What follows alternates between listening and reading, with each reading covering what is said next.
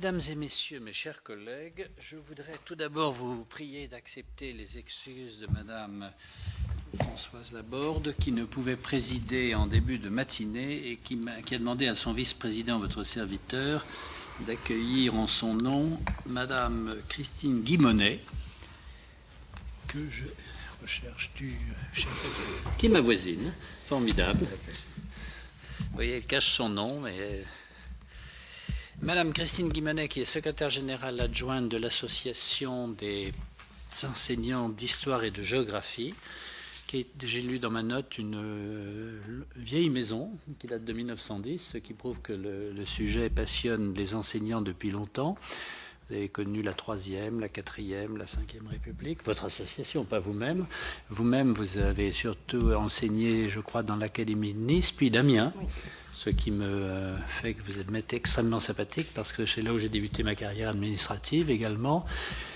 Si vous amenez, ça vous conduit à enseigner à l'université Jules Verne. Jules Verne a... alors je ne sais jamais s'il est né à Nantes, il a écrit à Amiens, ou s'il est né à Amiens et qu'il a écrit à Nantes. En tous les cas, il a écrit à Amiens, parce qu'on visite la maison de Jules Verne à Amiens. Et vous enseignez dans le collège, au lycée Paul Claudel à Laon. Je suis étonné qu'un grand écrivain catholique comme Paul Claudel ait un nom de lycée. En général, c'est des institutions privées, mais pourquoi pas. Il a des liens avec l'Aisne. La famille Claudel avait une maison dans la région de la Fère. Ah d'accord, voilà, ceci explique sans doute cela.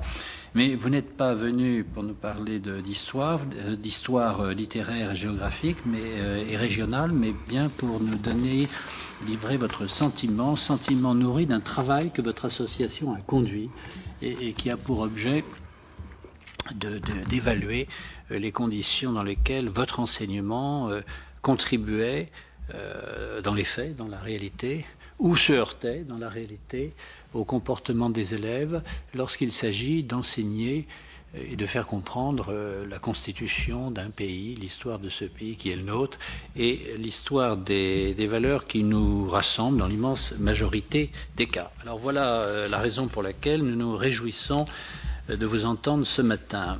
Vous avez en théorie 10 minutes, et ensuite on ouvre le débat sous l'autorité du rapporteur ici présent, Jacques Grosperrin, que je salue. Mais on n'a jamais interrompu un intervenant passionné. Donc vous pouvez... Allez-y. Mais avant, nous sommes dans une commission d'enquête, et la commission d'enquête se prête à un rituel qui est de demander à l'intervenant de prêter serment, sachant que alors c'est quand même très important, la captation numérique des travaux est établie, donc tout ce que vous dites appartiendra à l'histoire, en tous les cas l'histoire numérique, de cette commission d'enquête, et vous devez prêter serment, dire toute la vérité, rien que la vérité. Et alors vous levez la main droite, il n'y a pas d'implication politique, c'est une tradition. Je serais d'ailleurs se poser la question de savoir pourquoi la tradition est à droite, parce que le bon larron déjà était à droite, on lève la main droite, c'est quand même une antériorité assez lourde, et vous dites « je le jure ».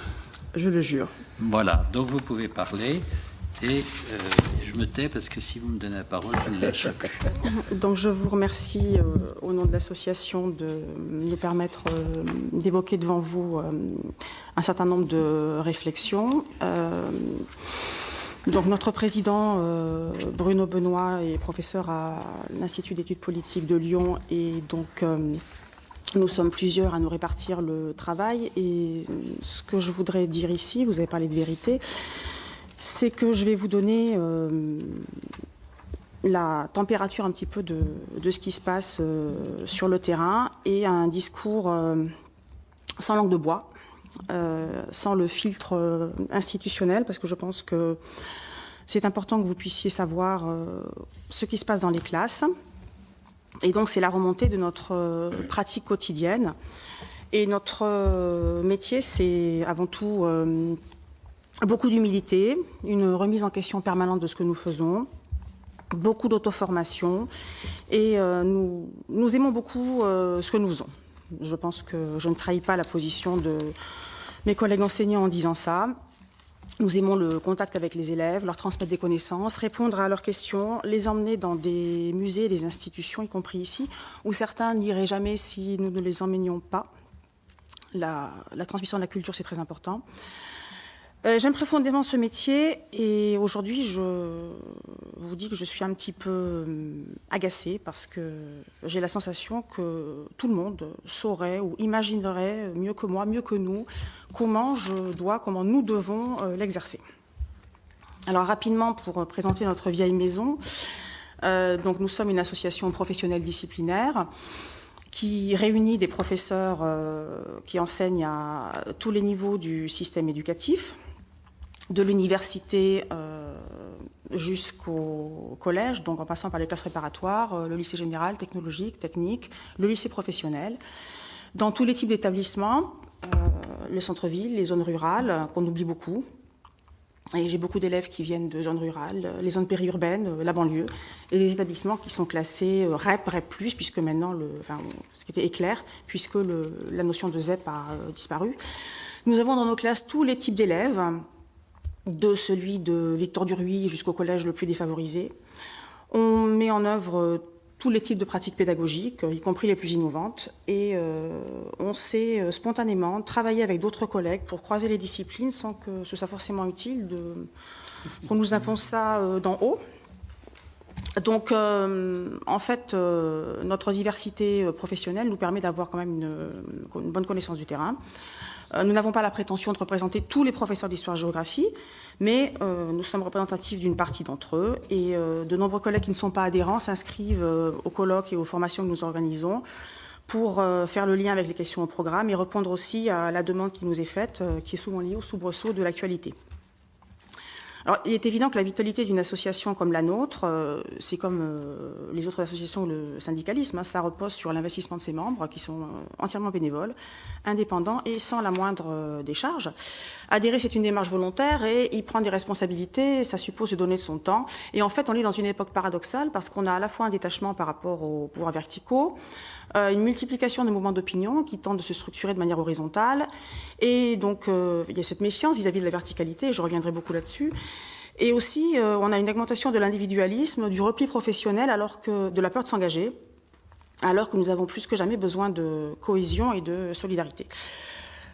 Si je voulais dresser un petit état de la profession, je parlerai d'une profonde crise de confiance dans un corps enseignant qui est composé de personnes diplômées, compétentes dans l'exercice de leurs fonctions intellectuelles et pédagogiques, qui disposent d'une connaissance très développée de ce qu'ils ont enseigné. Et la France a la chance de bénéficier de ces enseignants.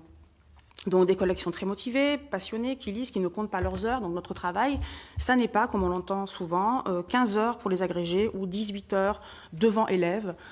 L'amplitude horaire d'une semaine, ça peut dépasser 30 heures parce qu'on reste dans l'établissement, entre nos heures de cours, on travaille. Et il faut ajouter le travail à la maison. Donc il y a beaucoup de travail invisible, qui n'est pas perceptible. Et je pense que vous comprendrez aisément que les propos expliquant que nous ne travaillons pas assez sont assez mal perçus, surtout lorsqu'ils sont proférés par des gens qui ne savent pas vraiment ce que le mot enseigner signifie. Donc nous, on travaille avec de l'humain. On a des classes avec des élèves, des individualités, on n'a pas des dossiers ou des numéros. On parle beaucoup dans l'éducation nationale de suivi de cohorte. Donc, moi, j'ai des élèves que je connais tous personnellement, que je peux garder quelquefois sur 3 ans, parce que c'est intéressant de travailler dans la continuité, faire du travail de fond. Donc, l'humain, c'est crucial. Nos collègues sont fatigués, je vous le dis avec franchise, fatigués d'entendre et de lire un petit peu tout et n'importe quoi, comme si nous n'étions pas des professionnels de notre métier, comme si nous n'étions pas compétents.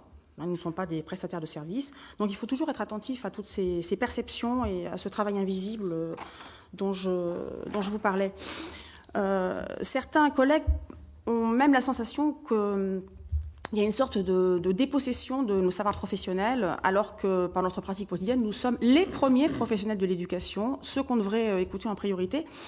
Et franchement, quelle autre profession supporterait un tel discours? Est-ce qu'un chirurgien supporterait d'entendre dire comment il doit gérer son bloc, comment il doit opérer? Bon, donc il n'y a vraiment que les enseignants auxquels on parle de cette façon. Et je trouve ça scandaleux. Nous ne sommes pas du tout hostiles à la nécessité de réformer, parce qu'il faut des réformes. Seulement, nous avons une pratique de la réformite aiguë. Chaque ministre veut laisser sa réforme. Plutôt que beaucoup de réformes, il faut des réformes bien pensées, bien réfléchies, avec de la réelle concertation. Il faut analyser sur le long terme. Or, beaucoup de réformes ont des finalités qui sont purement économiques. Ensuite, dans un établissement, qu'est-ce qui compte beaucoup? C'est l'ambiance, l'alchimie, les liens entre nous, les liens avec le reste de l'équipe, le chef d'établissement. Un chef d'établissement, c'est fondamental pour la bonne marche dans l'établissement. Et on ne peut pas gérer un lycée ou un collège comme une entreprise. Donc, il faudrait se garder de certaines logiques managériales. L'école, ça n'est pas une marchandise. Donc, pour bien réformer, je vous dirais qu'il faut déjà un audit de fond sérieux pour identifier les problèmes, voir ce qui fonctionne bien et qu'on peut garder, ce qui fonctionne moyennement, qu'on peut améliorer et qu'on doit améliorer, et ce qui ne marche pas du tout et qu'on doit changer. Et en fait, on a un empilement de manière successive. Et certaines réformes sont mal perçues pour des raisons évidentes, parce qu'elles sont toujours conçues d'en haut par des gens sans élèves, qui conçoivent les réformes pour des élèves et pour les professeurs. Et en fait, une partie ou une proportion toujours croissante d'enseignants qui sont extrêmement motivés par ce qu'ils ont à faire n'ont plus confiance ou ont moins confiance. Or, la confiance, c'est primordial pour la cohésion d'une société, d'une institution. Hannah Arendt écrivait que la confiance n'est pas une illusion vide de sens, et surtout en ce moment. Et en 2010, la philosophe italienne Michela Marzano, qui enseigne aussi à l'université Paris-Descartes, avait publié un ouvrage qu'elle avait intitulé « Le contrat de défiance ». Alors le titre a dû désarçonner parce que lors de l'édition de poche, le titre a été changé, il est devenu « Éloge de la confiance ». Donc il fallait donner une vision positive. Or, lorsque la confiance diminue, fatalement, la défiance augmente. Donc, quand vous avez une réunion au ministère et qu'on vous explique que les choses vont se passer exactement comme ça, qu'on abonde dans votre sens, et qu'ensuite vous constatez que ce qui se passe est exactement le contraire de ce qu'on vous avait dit, vous perdez confiance. Je pense que c'est facile à comprendre. Et donc le mensonge entraîne automatiquement la défiance, et donc on est sur ses gardes. Ce qui nous préoccupe aussi, c'est quand on analyse une réforme, c'est voir un petit peu plus loin que le bout de son nez et analyser ce que je vais appeler les lames de fond qui sont à l'œuvre. Ce sera un petit peu comme le train dans l'économie. Ce qu'on constate, c'est toujours plus de dérégulation, de déréglementation, d'autonomie qui en fait masque un désengagement de l'État. Et je pense que vous êtes conscient que certains rêvent d'une privatisation de l'école qui serait livrée au secteur marchand, et je pense que dans un pays comme la France, c'est inacceptable. Et les professeurs titulaires d'un concours d'État ne sont pas forcément disposés à devenir des professeurs fonctionnaires territoriaux. Donc la défiance, elle est aussi liée au fonctionnement du système, parce que nous avons dans l'éducation nationale une direction des ressources humaines, et le H reste encore à inventer. La défiance, elle est générée aussi par des fossés entre les grands discours, qui sont toujours très élogieux, parce qu'on vous dit que les professeurs sont formidables, et puis la réalité. Nous sommes abreuvés de courriers qui se terminent par l'expression « avec toute ma confiance », et puis la réalité, c'est quelque chose de différent. La formation initiale est souvent totalement déconnectée du terrain et des besoins réels. Je vous laisse deux anecdotes. Lorsque les étudiants qui sont inscrits donc, dans les anciens UFM entendent une formatrice leur dire qu'elle est très contente d'être là parce qu'elle en avait ras-le-bol de ses élèves de lycée, ça donne une entrée en matière quand vous êtes apprenti enseignant en quelque sorte. Vous dites, bon, si vraiment c'est si casse-pied, pourquoi est-ce qu'on va apprendre à d'autres comment devenir professeur? Bon, moi j'ai moi-même assisté à une conférence où l'ouverture, c'est il y a des problèmes dans l'éducation nationale, mais on ne sait pas quoi faire pour les résoudre. Bon. Donc, on ne sait pas quoi faire pour les résoudre. Ah, oui, je précise que c'est en 1991. La formation continue, elle est soumise à de l'austérité budgétaire, donc il n'y a pas beaucoup d'argent. Et il faut pourtant de la formation continue, et à la PHG, nous sommes quand même assez investis dans ce domaine. Le point aussi qui est important pour nos collègues, c'est la déconsidération qui est aussi liée à cette absence de reconnaissance salariale. Donc, Et puis, les enseignants se sentent vraiment méprisés lorsqu'ils entendent des élus, des ministres, leur dire que oui, mais les enseignants ne font pas ce métier pour de l'argent, certes. Donc, en fait, il serait normal de mal nous payer et de ne pas nous augmenter. Et je ne pense pas trahir mes collègues en disant que nous sommes très nombreux à rester sur notre lieu de travail pour accueillir des élèves qui veulent venir faire les devoirs quand nous avons une heure de libre et les aider sans rémunération. Donc ça, c'est important aussi. Je vous disais tout à l'heure qu'on travaille avec de l'humain. On prend l'élève dans sa globalité avec les problèmes qu'il trimballe avec lui. Et il faut prendre en compte l'absence, justement, d'éléments dont on a vraiment besoin dans les éléments scolaires. Il y a un manque criant de postes d'infirmières scolaires, de médecins, d'assistantes sociales, parce que nous sommes confrontés tous les jours, et de plus en plus, et dans certains établissements plus que dans d'autres, à des drames d'élèves qui sont dans une situation de détresse sociale et sanitaire, et qui sont de plus en plus nombreux. Donc, que fait la République pour des élèves dont la famille est à la rue et dont les parents n'ont pas de quoi les nourrir correctement? Alors, est-ce que l'école est en crise? Et si oui, pourquoi? Je pense qu'il ne vous a pas échappé que l'école, c'est un miroir de la société. Elle en absorbe tous les chocs. Elle peut essayer quelquefois de les amortir. Les amortir, c'est donner à manger à un élève qui ne prend jamais de petit déjeuner parce qu'il n'y a pas d'argent à la maison et qui a faim. Donc on va essayer d'agir. L'école, elle ne peut pas soigner la société, elle ne peut pas résoudre tous les problèmes de la société. Quel est le rôle de l'école?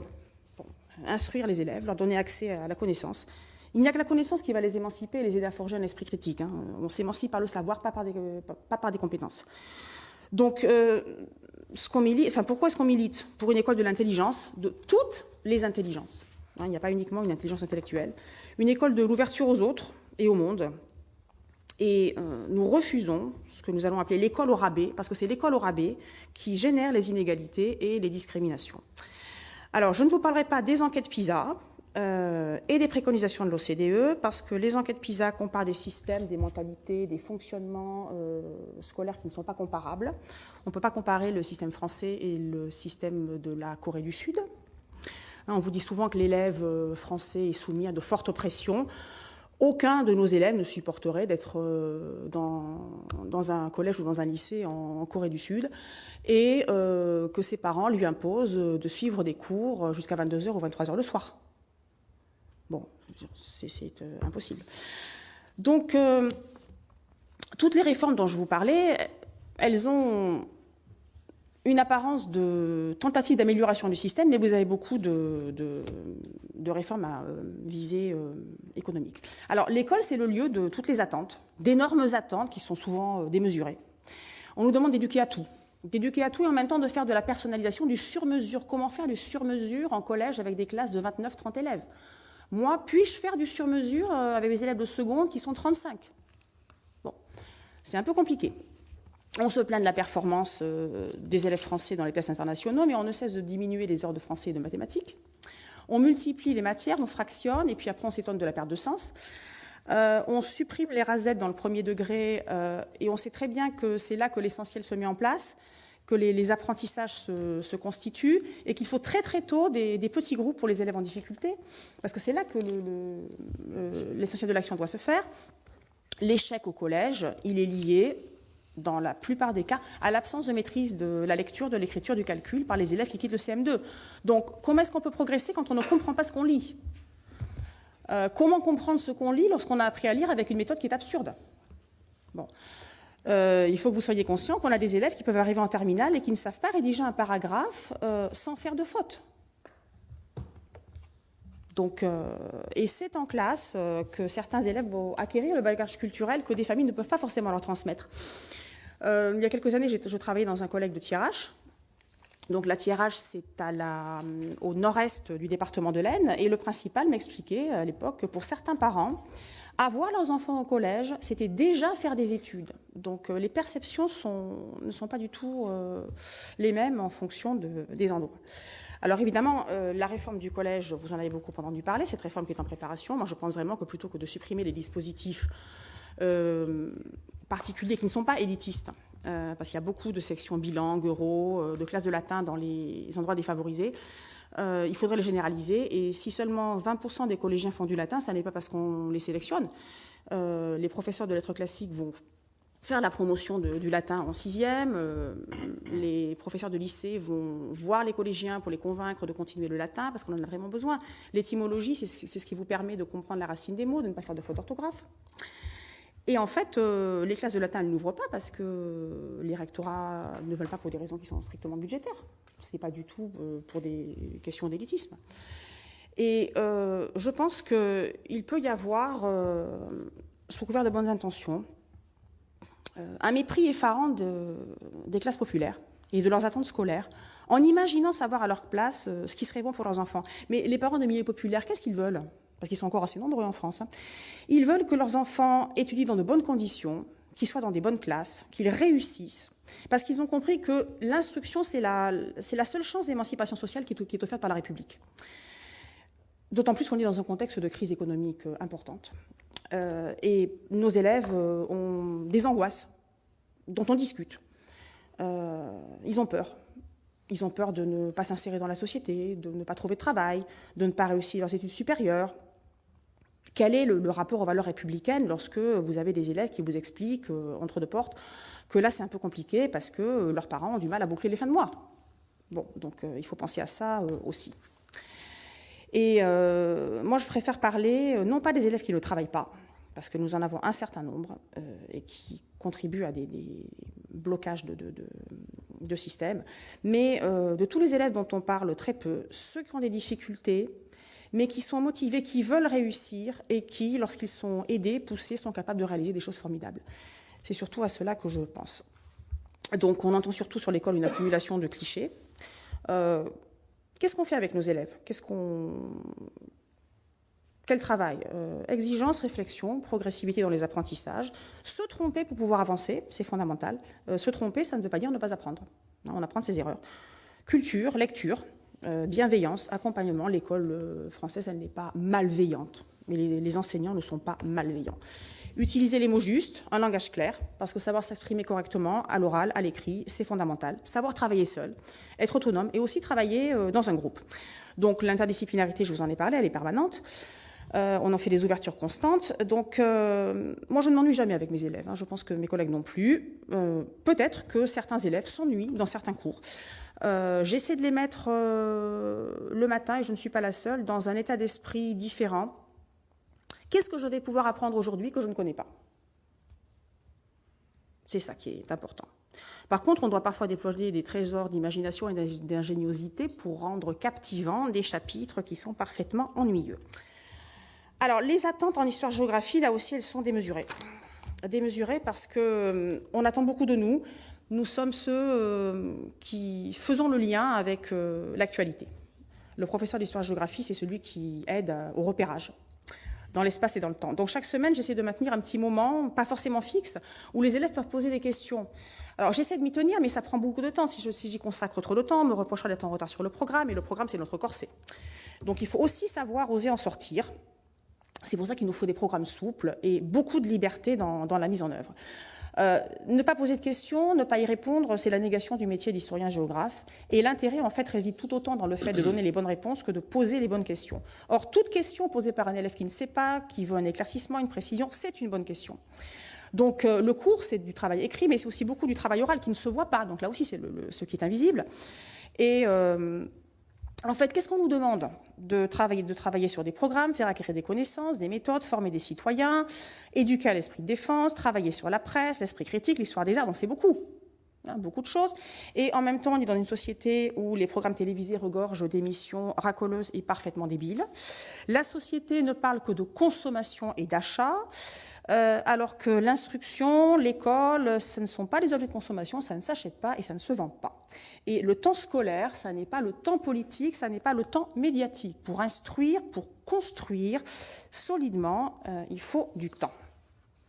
Alors, vous avez entendu bien sûr toute sorte de polémique navrante sur l'enseignement de l'histoire. Alors, rétablir la réalité, pour moi, c'est aussi déconstruire les mythologies. Je voudrais rappeler quand même qu'on enseigne depuis très longtemps ce qu'on entend toujours dire qu'on n'enseignerait pas, ou pas assez, ou mal. Donc la liste, vous la connaissez, c'est la colonisation, la décolonisation, la guerre d'Algérie, les traites négrières, l'esclavage, son abolition, l'histoire et la géographie de l'immigration et les flux migratoires. Donc tout ça est fait très correctement, je pense. Il y a beaucoup de ressources, beaucoup de pistes pour faire travailler les élèves. Donc nous savons le faire et nous le faisons. Donc il ne faut pas dire qu'on ne fait pas parce que c'est fait. Ensuite, on ne m'a jamais enseigné un roman national et je ne l'ai jamais enseigné non plus. Peut-être qu'il y a des gens en France qui imaginent qu'en 2015, on enseigne l'histoire comme en 1890. Par contre, on a besoin d'un récit historique, mais un récit historique vrai, pas fictionnel. Le roman, c'est de la fiction. Alors, l'histoire enseignée, elle ne devrait pas être idéologisée ni confisquée par un quelconque courant politique. Or, vous savez bien que l'histoire et la géographie sont deux disciplines qui sont éminemment politiques. Nous n'avons pas en France d'histoire officielle, d'écriture des programmes par l'État ou de manuels scolaires d'État, et c'est tant mieux parce que ce serait, dans ce cas-là, un régime totalitaire. Ça ne signifie pas que l'exécutif n'a pas envie d'imprimer sa marque sur les programmes. Bon, les derniers programmes de lycée correspondaient à une commande politique, c'était former des Européens. Très louable. Sauf que l'adhésion des populations à l'Europe comme projet politique et économique, ça ne se décrète pas, du moins pas d'en haut. Et là aussi, il faut de la confiance, et je ne sais pas si c'est avec la politique actuelle que les dirigeants européens vont obtenir cette confiance. Donc l'idée, pour nous, c'est de faire du travail d'histoire, de transmission des connaissances, les rendre intelligibles aux élèves, pour qu'ils se les approprient et transmettre les savoirs qui sont au courant des derniers acquis de la recherche. Donc en fait, il faut éviter... bien faire les distinctions lorsqu'on travaille sur l'histoire et la mémoire. L'expression devoir de mémoire, elle est totalement contre-productive. Éviter la simplification et la schématisation, le cours de morale, le discours culpabilisant, qui est là aussi totalement contre-productif. L'élève, il est en classe pour apprendre et travailler sur le passé, il n'est pas responsable des faits du passé. Donc l'histoire et la géo, ça sert à se situer dans le temps, dans l'espace, à apprendre à penser, réfléchir. On réfléchit en permanence, contextualiser, analyser, mettre en relation, questionner, comprendre l'évolution des sociétés humaines, leurs organisations politiques, sociales, économiques, culturelles, religieuses, les marques qu'elles ont dans l'espace et comment les hommes entropient ces espaces, comment ils les transforment. Et je pense que sortir du cadre du programme, c'est réfléchir avec les élèves sur les faits historiques, ceux qui les touchent, ceux qui ne les touchent pas, se demander pourquoi certains massacres de masse des siècles passés sont moins étudiés et leur faire comprendre que l'éloignement dans le temps peut avoir aussi une influence sur notre perception. Et l'étude du passé nous incite à une réflexion sur ce que nous pouvons entendre actuellement et lire sur des populations qui sont livrées à des formes de vindicte publique et quelquefois à des discours biologisants qu'on aurait aimé révolus. Donc réfléchir à des problématiques actuelles, ça n'est pas forcément faire preuve de l'anachronisme. En France, il n'y a pas, je pense, d'opposition entre l'étude de l'histoire de la France et celle de l'histoire globale. Donc, opposer les deux, c'est stupide. Parce que faire de l'histoire, c'est obligatoirement tisser des liens, lancer des ponts et relier. Bon, après, on travaille dans un cadre laïque. Pour nous, un cadre laïque, c'est un cadre historique, strict et clair. Mais en étant conscient que certains collègues ont des difficultés dans certains établissements, et il faut cerner avec justesse les problèmes de contestation des cours, les refus qui peuvent être manifestés, donc des phénomènes qu'il ne faut ni généraliser, ni minimiser, ni passer sous silence, parce qu'on a des phénomènes en augmentation qui sont liés à une résurgence de l'antisémitisme, en fait un antisémitisme qui remonte à une quinzaine d'années, qu'on n'a pas forcément voulu voir par cécité ou confort intellectuel. Or, refuser de voir, refuser d'entendre, refuser de comprendre, c'est la négation de tout métier d'historien et de toute démarche scientifique. Donc, il nous faut refuser toute instrumentalisation, politique, religieuse, identitaire de l'histoire et penser dans un cadre large. Je pense que ce qui vous intéresse aussi, c'est de savoir pourquoi des élèves contestent, mais en fait, l'histoire qu'on étudie, ça n'est peut-être pas l'histoire de tous les élèves, mais c'est l'histoire étudiée par tous les élèves. Je pense que la distinction, elle est fondamentale. C'est l'histoire pour tout le monde quand on est en classe, qu'on étudie, sur laquelle on réfléchit, qu'on analyse, et y compris lorsque ça ne nous plaît pas. Parce que le travail d'histoire, ça vous oblige à vous décentrer pour aller vers l'autre, vers l'inconnu. Et l'enseignement, il a pour objectif d'élever l'élève, qui n'est pas en bas, hein, c'est pas du tout ce que je veux dire, mais c'est pour le libérer des préjugés, des a priori, des idées préconçues, des opinions, pour les remplacer par la connaissance. Et c'est dans ce sens que l'école est un puissant vecteur d'émancipation. Ce que je voulais vous dire aussi, c'est que nous sommes tous, pour des raisons évidentes générationnelles, de la génération du livre. Nous utilisons tous les technologies nouvelles, nous avons tous des smartphones, des iPads, etc. Je pense que maintenant on aurait du mal à s'en passer. Mais lorsque on a aussi besoin de réfléchir à la manière dont les élèves vont chercher les informations, parce que pour nous, l'ailleurs c'est le livre, pour eux ailleurs c'est Internet, un Internet qui permet la multiplication des savoirs, vrai et faux, et ils ont du mal à trier. Donc, après Charlie, nous avons mené une enquête que je vous ai transmise. Et les élèves ont eu des attitudes qui ont été globalement constructives parce qu'ils ont posé beaucoup de questions auxquelles on a répondu. On a tout de suite essayé de travailler avec eux, gérer l'émotion qui remontait, ne jamais essayer de perdre le fil et la communication lorsqu'il y avait des contestations, parce que c'est quand même important. La confiance, elle est primordiale. Et je vous donne quelques exemples avant de conclure de questionnement d'élèves. Bon, ils nous demandent, lors de la manifestation de janvier, on parle de liberté d'expression, de démocratie. Pourquoi a-t-on invité des chefs d'État qui ne respectent pas ces principes? L'État met en avant la laïcité. Pourquoi parle-t-il en permanence de religion? Un parti politique antisémite, xénophobe est-il républicain? Quelle est la différence entre l'islam et l'islamisme? Pourquoi des gens qui sont français se retournent-ils contre la France? Pourquoi a-t-on tué des juifs? Est-ce que le Front National va diriger le département de l'Aisne? C'est une question qu'on peut me poser. Donc, il y a beaucoup d'enjeux. Donc il ne faut pas se masquer les difficultés. Il faut entendre ce que les élèves ont à dire pour pouvoir déconstruire les stéréotypes. Ça fait partie de notre travail. Leur intimer de se taire, c'est un manque de courage. Ça ne fera que les enfermer dans le faisceau d'opinions qu'ils pensent être des vérités. On doit aussi faire bien la différence entre ce que c'est que l'opinion et le délit, et toujours rappeler la prééminence de la loi. Et dans une société et dans une école laïque, on doit travailler sur l'histoire des religions, parce que c'est important, mais on ne doit pas parler de religion tout le temps. Il ne faut pas tout le temps ramener les élèves à une assignation identitaire, parce que lorsqu'ils sont en classe, ils sont élèves. Et ils sont tous égaux. Et l'appartenance religieuse doit savoir rester à la porte de la classe, parce que nous les instruisons en tant qu'élèves et pas en tant que croyants. Voilà. Merci, madame. Alors, votre exposé est absolument passionnant, mais comme nous avons un temps limité, je me garderai bien de le commenter. Je voudrais simplement vous remercier parce que vous êtes une femme de conviction, que vous aimez votre métier et cela transparaît, et vous fortement. Vous avez exprimé avec raison une saine colère sur les jugements portés de l'extérieur sur les enseignants. La comparaison avec les chirurgiens m'a fait sourire parce que je me suis dit, mais cette dame a raison. Et puis après, je me suis dit, mais elle est dans une situation plus difficile. Parce que heureusement, nous ne passons pas tous dans les blocs opératoires.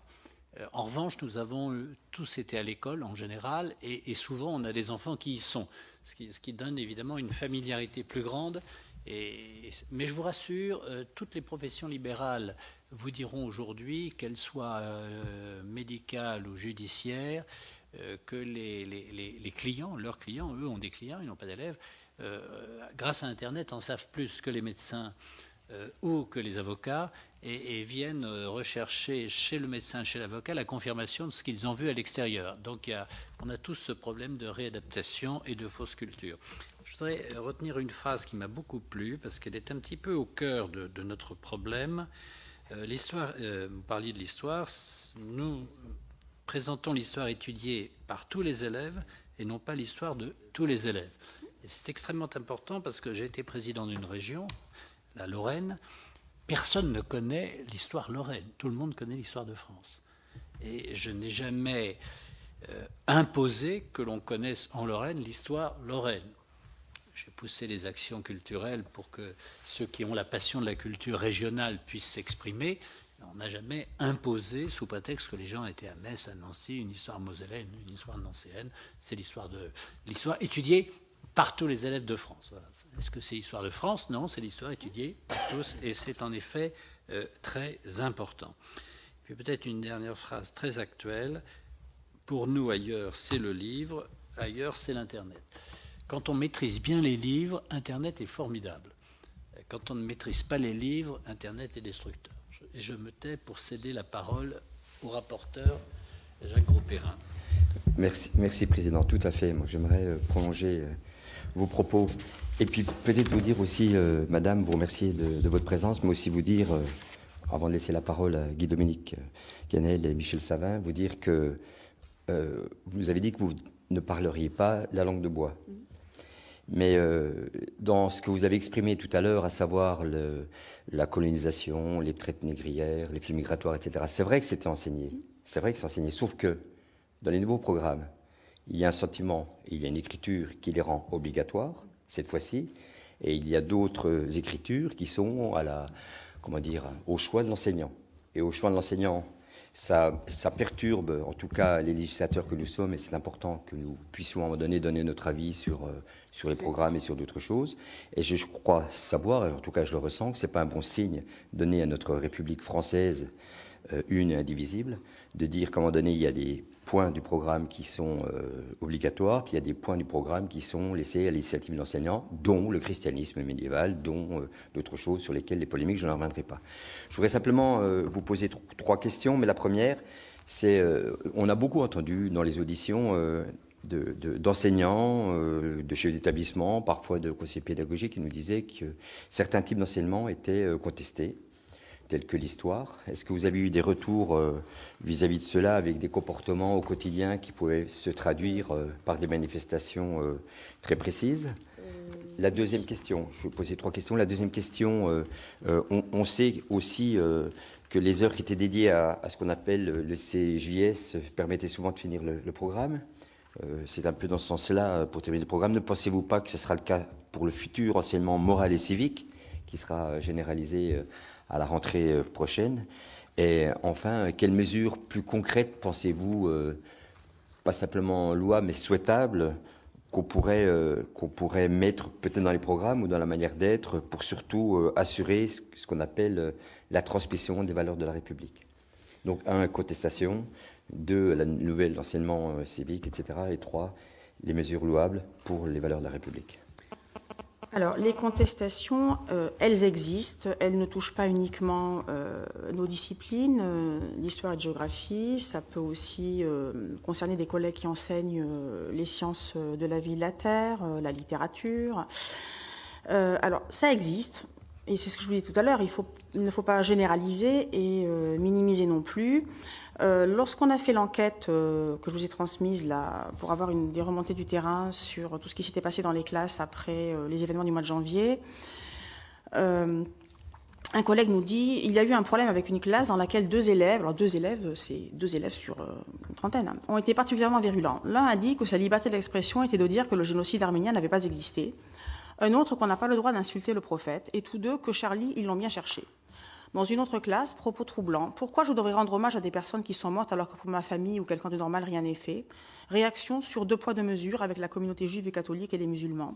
Donc le collègue explique qu'il y a une saturation personnelle et qu'il attend que la pression baisse un petit peu. Alors les contestations, c'est lié aux faits religieux. Bon. Par exemple, dans des sorties scolaires, des élèves qui vont refuser d'entrer dans un bâtiment religieux qu'on va leur faire visiter dans une optique culturelle. Ça va être dire par exemple, oui, de toute façon, on ne peut pas critiquer notre religion. Pourquoi est-ce qu'on étudierait des auteurs qui critiquent les religions, donc Voltaire par exemple? Oui, mais de toute façon, vous n'êtes pas musulman, donc vous n'avez pas le droit de parler du prophète. Après, il y a aussi tout ce qui concerne l'enseignement de la Shoah. Donc là, ça n'est pas quelque chose de généralisé, mais c'est aussi quelque chose qu'il faut prendre en compte parce qu'on doit faire comprendre aux élèves la différence entre ce que je vais appeler ce qu'ils entendent dans les médias et puis la construction de la fabrique scolaire des programmes. C'est-à-dire que lorsque vous entendez parler de la Shoah en 3e, le temps pour traiter la Seconde Guerre mondiale, c'est 2-3 heures. Donc il n'y a pas une overdose de Shoah en 3e. Et il faut qu'ils comprennent aussi pourquoi ils en entendent parler beaucoup aujourd'hui, parce que c'est pour des raisons historiques et générationnelles. Donc, je crois qu'il faut toujours répondre, même aux questions les plus dérangeantes, ne jamais fuir le questionnement, pour rappeler la différence entre les savoirs scientifiques et les opinions. Et avant les attentats de janvier, on avait travaillé avec mes élèves sur... on a fait une longue étude sur l'antisémitisme. Et là, il y avait justement la caricature, les théories du complot, qui sont très répandues chez beaucoup d'élèves. Et en fait, ça leur permet de comprendre que lorsqu'on regarde une caricature, si elle n'est pas contextualisée, on ne la comprend pas. Bon. Et que l'histoire, c'est travailler sur le temps long. C'est-à-dire que l'antisémitisme, qui aujourd'hui est un délit, il y a un siècle, c'était une opinion comme d'autres. Et donc, l'histoire, ça sert à penser. Alors évidemment, lorsque vos cours sont contestés, ça ne fait pas plaisir, mais il faut aussi que l'élève comprenne que justement c'est l'histoire enseignée à tous. Bon. Alors, votre deuxième question, c'était sur... voilà. Alors, l'éducation civique, vous en avez au collège et au lycée, on a l'éducation civique, juridique et sociale. Il est certain que lorsque cette discipline est confiée aux professeurs d'histoire-géographie, dans la plupart des cas, le programme d'éducation civique est fait. Bon. Il est très possible qu'on démonte un petit peu les systèmes, c'est-à-dire qu'on fasse du travail d'éducation civique en 1 heure, quand les élèves sont tous ensemble, et qu'on prenne les 2 heures pour faire du travail d'approfondissement de l'histoire-géographie, parce qu'on a des demi-groupes, et donc c'est plus commode. Le problème de l'ECJS, c'est qu'elle est devenue une variable d'ajustement des services des enseignants. Donc, on la confie à d'autres professeurs pour combler les emplois du temps. Donc, lorsqu'on confie quelque chose qui peut être juridique ou très historicisé à des professeurs qui n'ont pas forcément la formation historique nécessaire, il est évident que le programme n'est pas forcément fait. Lorsque le CJS est confié en seconde à un professeur de mathématiques, eh bien, il fera des mathématiques. Alors, comme on discute entre nous, on va leur donner des exemples de thèmes qui peut travailler avec les élèves. Donc, ça n'est pas tout le temps utilisé pour courir après le programme. Bon, ça arrive, mais ça n'est pas du tout systématique. Donc, il y a beaucoup de travail en ECJS qui est fait. Et les transmissions des valeurs de la République. Alors, les transmissions des valeurs de la République. Donc, on doit... Bon, pour nous, elles sont naturelles, mais elles ne font pas forcément sens pour certains élèves. Moi, je crois beaucoup à la valeur d'exemplarité. Et je vous le dis très franchement. Lorsque vous expliquez le fonctionnement des institutions, qu'est-ce que c'est que la loi, la prééminence de la loi, comment est-ce qu'elle est votée, que le législateur vote la loi pour tout le monde, et qu'on a un télescopage à côté des cours d'affaires qui sont très dérangeantes, l'élève se dit « Ah, ben alors dans ce cas-là, le législateur vote des lois et il ne les respecte pas. » Donc des affaires comme l'affaire Cahuzac, comme l'affaire Thévenoud, ça vous explose un cours d'éducation civique. Alors, ça va être l'occasion de multiples débats, puisque vous travaillez, par exemple, sur pourquoi l'impôt ? Ah, donc on a un ministre qui a un compte en Suisse à l'étranger. Oui, mais nous, on n'a pas le droit. Avec de l'argent qui n'est pas déclaré au fisc. Donc, faites ce que je dis, mais ne faites pas ce que je fais. Donc, vous voyez, le fossé, il est très important, là. Et donc, pour qu'il y ait une transmission des valeurs républicaines, il faut qu'il y ait une exemplarité. Et l'exemplarité, elle doit venir du sommet de l'État. Bon. Donc, les valeurs républicaines, c'est liberté, égalité. Tout le monde n'est pas forcément égal devant certains domaines. Il faut beaucoup de fraternité et de solidarité, et ça, on l'oublie beaucoup. On ne peut pas faire du catéchisme républicain. Il faut que les gens adhèrent aux valeurs républicaines. Il faut faire du chemin des 2 côtés. Donc, c'est complexe. Et notre République, elle est une, indivisible, vous l'avez dit, laïque, démocratique et sociale. Et on oublie aussi beaucoup le préambule de la Constitution de 1946. On oublie que notre République est sociale. Et comment est-ce que certains peuvent se reconnaître dans la République et dans la France lorsque on les renvoie en permanence à une appartenance étrangère ou à des origines étrangères? Il faudrait arrêter de dire qu'on a des élèves de la 3e génération de l'immigration. Enfin, c'est stupide. Quand on est né en France, on n'est pas immigré. Bon. quand on a été naturalisé ou quand on est né en France de parents qui étaient étrangers et qui ont été naturalisés, on est français. Point. Donc quand on est français, on est français.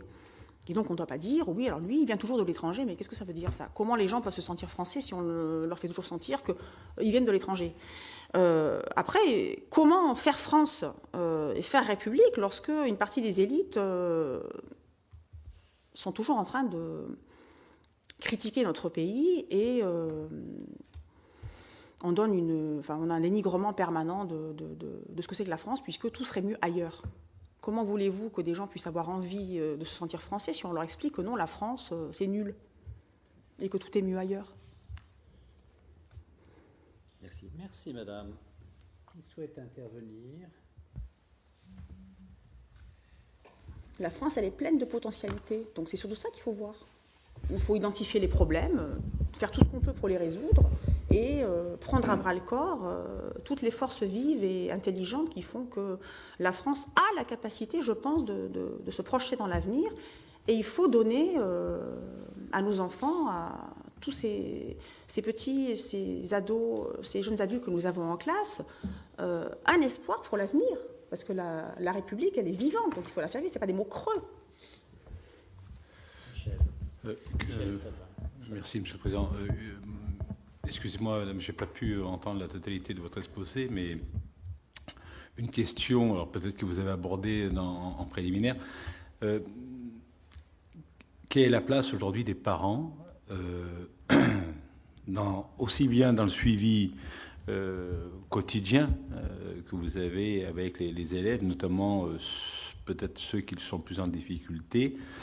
Et est-ce que les parents aussi ont été associés après les événements des débuts de l'année sur des actions au sein même du collège? Parce qu'on entend aujourd'hui le fait qu'on veut y associer. On avait encore hier une commission au niveau de l'éducation où, dans le cadre de la réforme du collège, on souhaite, c'est dans le cadre du projet, que les parents soient beaucoup plus associés dans la vie même de l'établissement.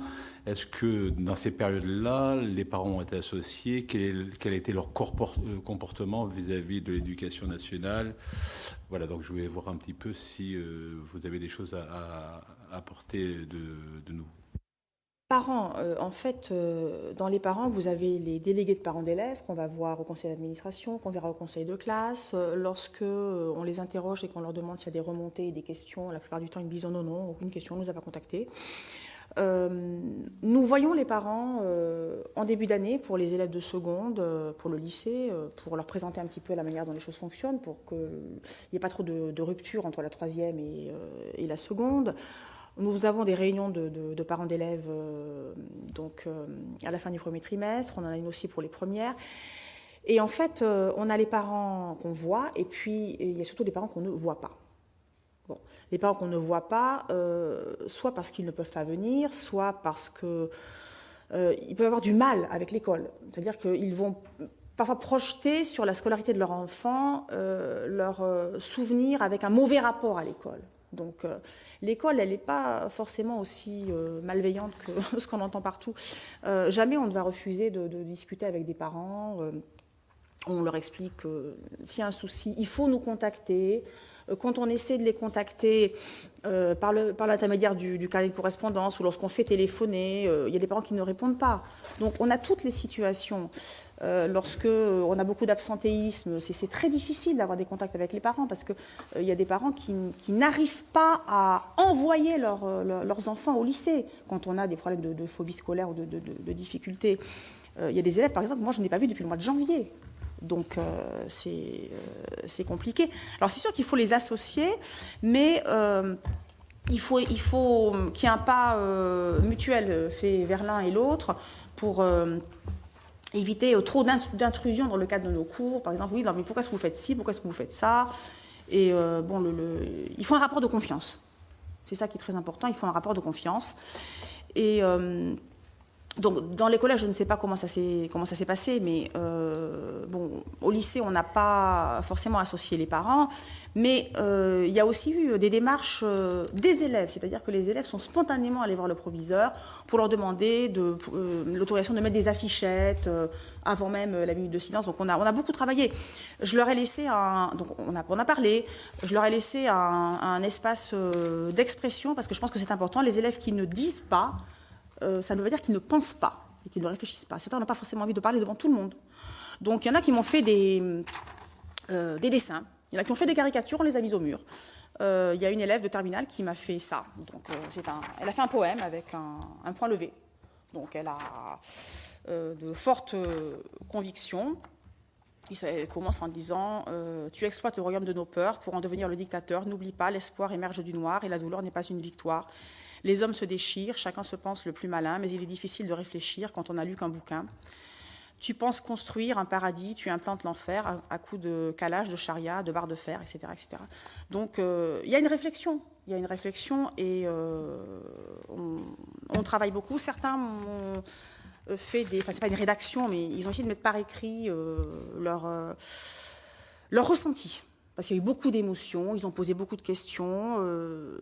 J'ai des élèves musulmans qui ont dit spontanément « mais c'est pas possible, l'islam c'est pas ça ». Ils étaient très choqués. Parce que pour eux, la limite entre islam et islamisme, elle est évidente, elle n'est pas forcément claire pour tout le monde. Et on a, il faut le dire, des élèves qui sont acquis à des théories religieuses fondamentalistes. On a des élèves qui professent ouvertement le salafisme. Bon, qui ne veulent pas entendre parler de certaines choses. Donc, ce n'est pas la majorité des élèves, pas du tout. Mais c'est ce que je vous disais tout à l'heure. Il ne faut ni passer sous silence, ni généraliser, ni minimiser. Il y a des cas. Mais un cas, ça n'est pas tout le monde. Bon. Pour revenir à la question qu'avait posée M. Gros-Perrin à propos des projets de programme, il est évident que ce sont des projets donc, qui vont être soumis à consultation des enseignants et je pense que tous les professeurs doivent répondre individuellement parce que c'est beaucoup mieux que de passer par après des filtres institutionnels, académiques.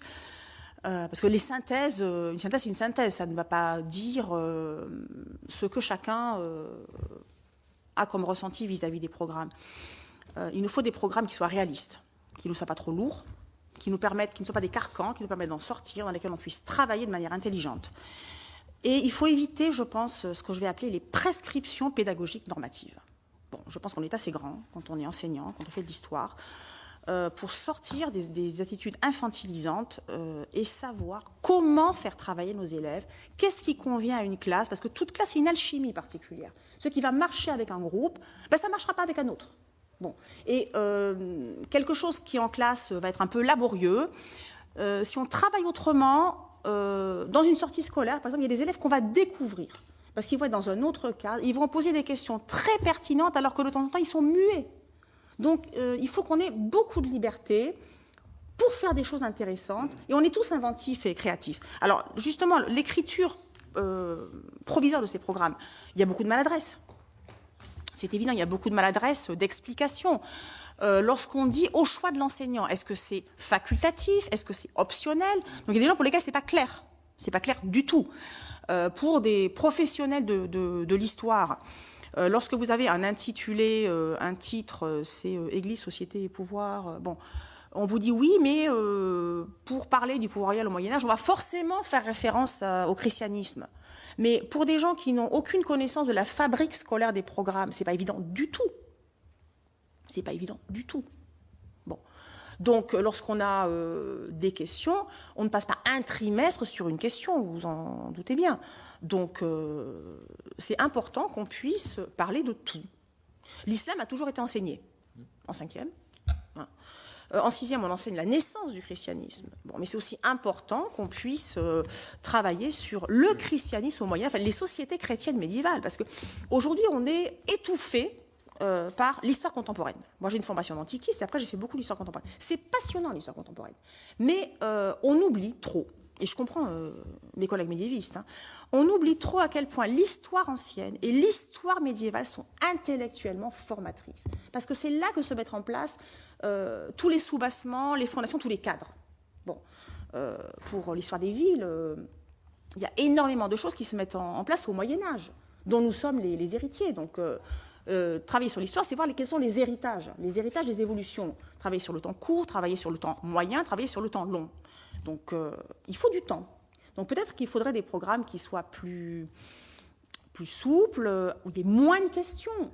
Et on ne peut pas à la fois nous demander de faire des choses très exigeantes et après nous dire « Ah oui, mais vous comprenez, là, ce que vous faites, c'est trop compliqué. » Oui, mais on ne peut pas en histoire... quand on fait un cours sur le Proche-Orient, en terminale, mais c'est complexe. On ne peut pas faire du Reader's Digest, sinon les élèves ne comprennent pas. Comment un élève peut comprendre la complexité des choses si on fait des simplifications abusives? C'est pas du gloubi-boulga. Il y a des réflexions intellectuelles. Il faut savoir, il faut prendre la carte, savoir où sont les peuples, qu'un peuple et une religion, c'est pas la même chose, qu'il y a des langues différentes, qu'il y a des superpositions. C'est comme un millefeuille, le Proche-Orient. Donc, il faut du temps pour expliquer les choses et après, on va passer au conflit. Bon, parce que l'histoire, c'est des conflits, mais ça n'est pas que des conflits, c'est des croisements de cultures aussi. Donc, il y a beaucoup de choses à faire. Donc, peut-être qu'on peut réfléchir au programme d'une manière plus intelligente et plus fine, plus précise. Oui, le temps passe. Je ne sais pas si la présidente m'autorise à une question parce qu'elle va être difficile. Elle nécessite une demi-heure de réponse. Alors je ne t'autorise pas. Je peux raccourcir. Une remarque. Oui. Alors Oui. voilà, deux minutes. Il y a deux choses. D'abord, merci. Vous parlez avec passion de votre métier. Je ne suis pas sûr que ce soit généralement partagé.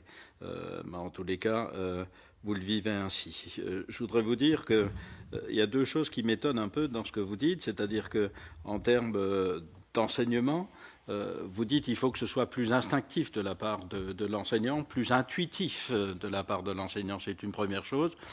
Un peu en termes de méthode pédagogique, je suis un peu surpris, quoi. Hein. Bon, globalement, surtout que je le rattache au deuxième élément, où vous dites qu'il faut des programmes plus souples, et que vous avez parlé de corseté, de carcan, etc. Le programme, est-ce la négation aussi d'un enseignement? C'est l'éducation nationale, et donc automatiquement, il y a aussi une instruction nationale qui est à faire, et non pas une instruction individuelle selon le bon plaisir de chaque enseignant.